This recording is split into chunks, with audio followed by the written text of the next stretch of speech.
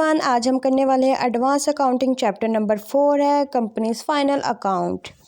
सो let get started. इसका first question देखते हैं। The account of Saura textile limited show the companies gross profit for the year is the rupees of 65,000। जो gross profit था company का वो है 65,000। The companies previous year profit show the rupees 9,000 जो company का previous year का balance था वो है 9,000, क्रेडिट बैलेंस है। ठीक है।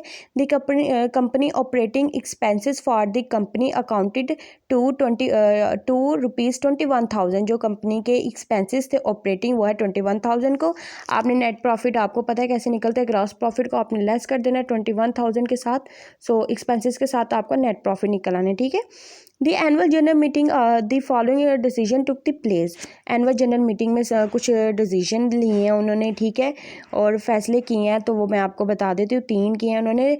₹6,000 added to the reserve fund. जो 6,000 था उन्होंने कहा कि आप ऐड कर दे रिजर्व फंड में। ठीक है।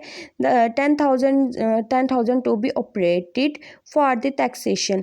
जो हमारा 10,000 रुपये था वो हमने टैक्सेशन में डाल दिए। 6% dividend for the equity share holder. जो 6% है जो हम इंटरेस्ट देते हैं अपने शेयर होल्डर्स को शेयर्स पर।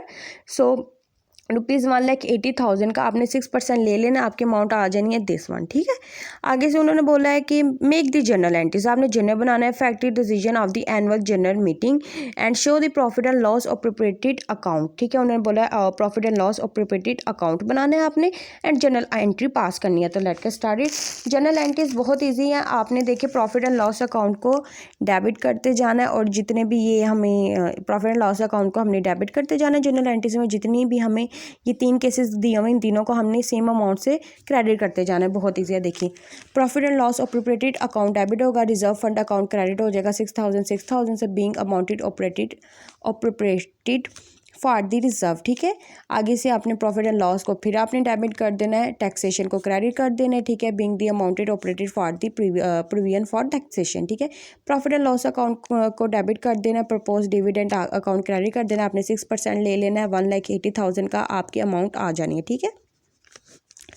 Being the amounted of the operated for the से फाइनल डिविडेंड भी बोला जाता है। ठीक है। इसे प्रपोज डिविडेंड भी बोला जाता है। तो अगर आपके पास ये नेम आ जाए तो आपको घबराने की बात नहीं है, दोनों ही सेम है।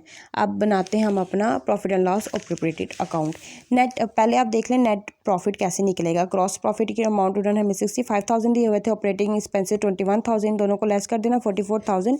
ये हमारा नेट प्रॉफिट है। ठीक है। नेट प्रॉफिट इस अकाउंट में हमेशा क्रेडिट होता है। सो हमने अपना नेट प्रॉफिट करंट ईयर का 44,000 लिखना है। Balance for the previous year 9,000 उन्होंने हमें पहले दिया हुआ था वो लिखना है। इन दोनों को ऐड करेंगे तो हमारे पास 53,000 आ जाने। आपको मैं बता दूं जब भी आप ये प्रॉफिट एंड लॉस और प्रोप्रिएटेड अकाउंट बनाते हैं तो उसमें नेट प्रॉफिट और प्रीवियस ईयर का बैलेंस क्रेडिट साइड पर आता है। ठीक है। और वो दोनों ऐड करके आपने लिख देना है। तो आपको पता है प्रॉफिट एंड लॉस अकाउंट हमारा डेबिट किसकी वजह से हुआ था, इन तीनों की वजह से। तो आपने इन तीनों को जैसे हम लेजर बनाते हैं वैसे ही आपने लिख देना है। और ये 3 थिंग्स आपकी मस्ट आती हैं इसमें। ठीक है। इनको आपने 53,000 में लेस कर देना है तो आपका ये वाला आंसर आ जाना है 26,200 रुपीज़ बैलेंस। ठीक है। और ये आगे जाके बैलेंस शीट में ट्रांसफ़र होता है लाइबिलिटी साइड में, रिजर्व में। ठीक है। सो आज का क्वेश्चन यहीं तक था।